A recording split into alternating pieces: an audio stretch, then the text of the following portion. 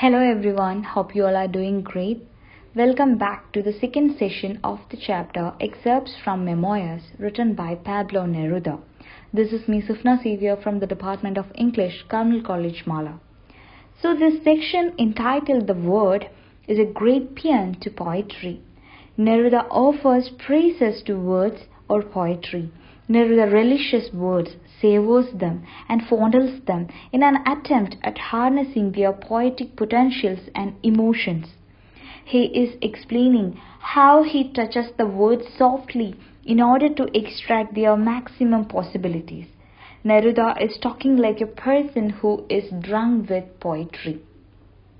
Throughout this session or throughout this poem, he is talking about the importance of words and the delicate nature of words and how he uses the words, how he touches them delicately in order to create a beautiful poem.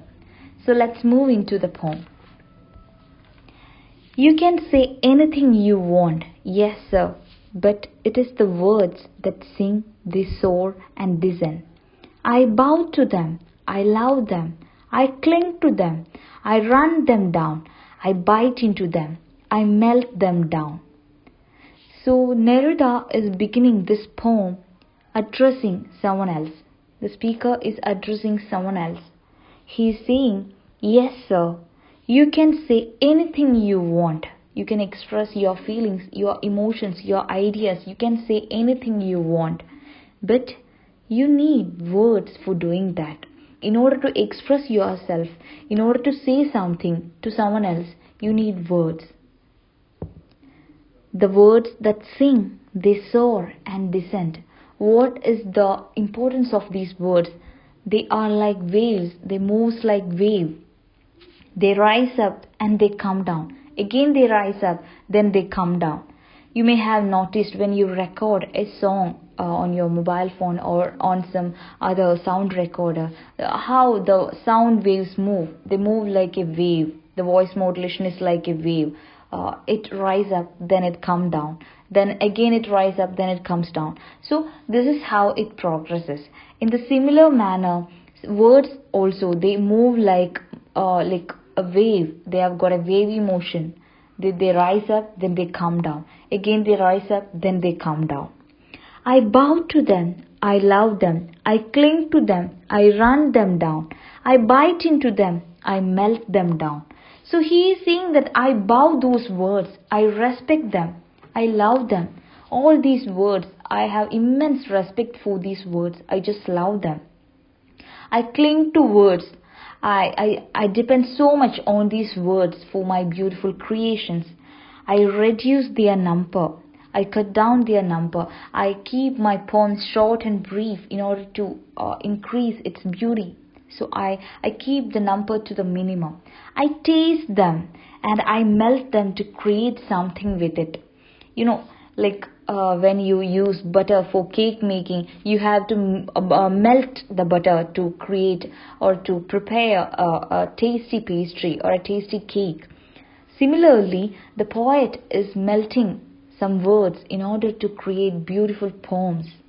So he again says that you can say anything you want, yes sir, but it is the words that sing, they soar and descend. I bow to them, I love them, I cling to them, I run them down, I bite into them, I melt them down.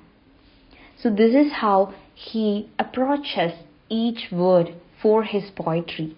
He touches it softly and he bites it and he melts it and he uses it for his preparation of a good poem.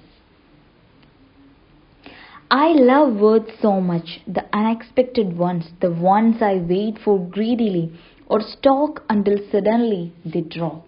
So again he is repeating that I love words, I just love them. And he has got special love or a special care for those words which drop suddenly. He's saying that I love those words that comes unexpectedly. He is writing something and he is waiting for an apt word. And he doesn't get that word. He is waiting. The waiting continues. And unexpectedly, suddenly, the word comes to his mind. So he was waiting with greed for that word, and unexpectedly that word comes to his mind, and he has immense love for such words which drops unexpectedly. I hunt words like animals until they fall. So he is giving a beautiful imagery here. A poet is hunting words in the same way a predator is hunting its prey. So he is waiting for its prey, its apt word for his poetry. So similarly, he hunts words like animals until they fall. He waits for that. He needs that word in his poetry, and he waits for that. Until he gets that word, he waits for that. Vowels I love. They glitter like colored stones. They leap like silver fish. They are foam, thread, metal, dew. He's saying that some vowels, they glitter like diamonds. Some vowels adds to the beauty of the poem. So they are like diamonds in an ornament. They are like silver fish. Words are delicate like foam. Words are strong like metal. Vowels are like dewdrops. So he is giving all this comparison. He is saying that there are words which are delicate like foam, so delicate, and there are so many other words which are strong like a metal, strong like an iron band. And these vowels, they are like dewdrops. They adds to the beauty of the poem. They are like diamonds in an ornament. So they adds to the beauty of the poem. When a particular vowel when it gets repeated in a line, it adds to the beauty of the poem. You may have read about all these, assonance, alliteration, or personification, all these devices, poetic devices. So all these devices adds to the beauty of the poem. So when a particular vowel gets repeated in a line, it creates a particular rhythm. So when vowels are used in a poem, it is like diamonds in an ornament. I run after certain words. They are so beautiful that I want to fit them all into my poem. So he is saying that some words are so beautiful, so captive. So he hunts them to catch so that he can use them in his poems. So he can't resist himself. He can't resist himself from using those words in his poem, because such words are so beautiful. He can't help using it. He uses it repeatedly in his poems because those words are so beautiful. He's saying that he goes behind those words, he hunts them, and he then uses these words in his poems. I catch them in midflight as they buzz past. I trap them, clean them, peel them. I set myself in front of the dish. They have a crystalline texture to me, vibrant, ivory, vegetable, oily, like fruit, like algae, like agates, like olives. So he is saying that as the words fly beside me, a lot of words are flying around him. So he catches the right word. When he gets the right words, he just, when we cut a vegetable, we know that when we use vegetables in our home, we know that he cleans them. He cleans those words. He cuts some parts and he cleans them. He peels those words and put them in a dish. We know when we are going to prepare a dish, we take some vegetables and then we peel its outer skin, and then we clean them, then we cut them into small pieces. All these process takes place in our kitchen. So similarly, he catches the beautiful words that are flying around him, and then he cleans them, then he peels them and put them in a dish. And he's saying that I feel the texture of the word is like crystalline. It has got a beautiful structure. In the previous line, he has compared vowels to diamonds. The crystal structure of things. So he is saying that the texture of the word is like crystalline. I feel the words are so energetic, and he is saying that they are made of ivory. They looks like ivory, and sometimes they are oily like fruits, algae, or olives, and mineral stones.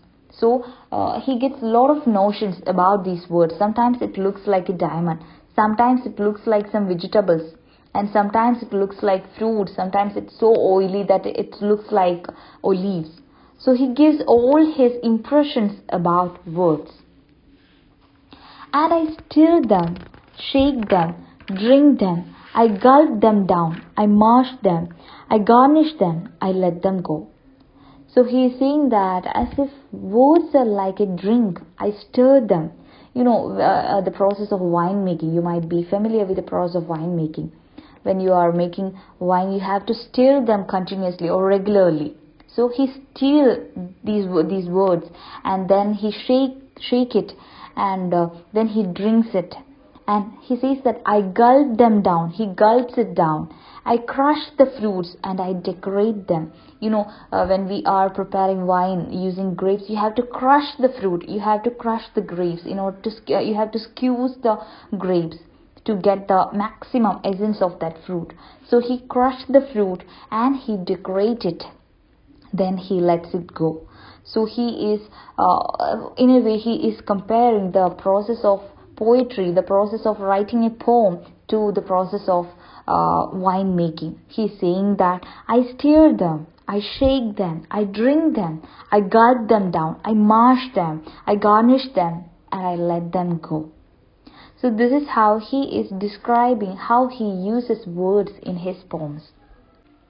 With this, we can wind up today's session. Thank you. Have a good day.